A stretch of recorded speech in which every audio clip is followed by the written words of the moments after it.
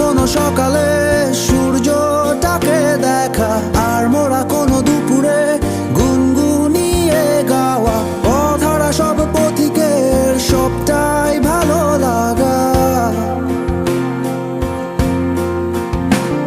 আর জানালার ওই কাছটায় থমকে থাকা বৃষ্টি, অলিখিত সব কবিতায় আটকে থাকা সৃষ্টি, দেয়ালে আঁকা ছবিটায়